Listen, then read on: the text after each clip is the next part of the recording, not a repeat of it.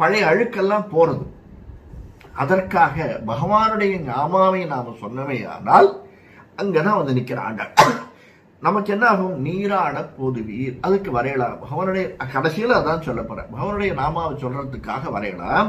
நீராட போதுவீர், போதுவினும் நேரிழையில். ஆனா கிருஷ்ணாவதாரத்துல கிருஷ்ணன் சொல்றானா, ராமா நீ என்ன கஷ்டப்பட்ட, நான் பட்ட கஷ்டம் அதை விட அதிகம் இல்லையா?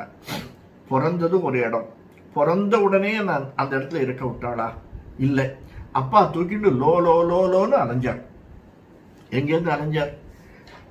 எப்ப எவன் வந்து அடிச்சிருவானோ, கம்சன் சொல்லிடுவானோ அப்படின்னு கடன்னு அந்த கதவை திறந்ததை ஓடி வந்து நேர பக்கத்துல எங்கேயாவது போலாம் இல்லை, ஒரு ஆற்றை கடந்து அங்கிருந்து கொஞ்சம் தூரம் நடந்து வந்து திரும்பவும் காடு மலை இப்படியாக பணம் செய்து என்ன ஒரு இடத்துல விட்டுட்டு திரும்பி போறார். பாத்தியா, நான் பிறந்ததுலேருந்து அலைச்சல் தான் எனக்கு.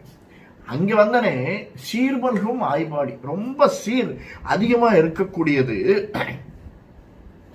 ஆயர்பாடி.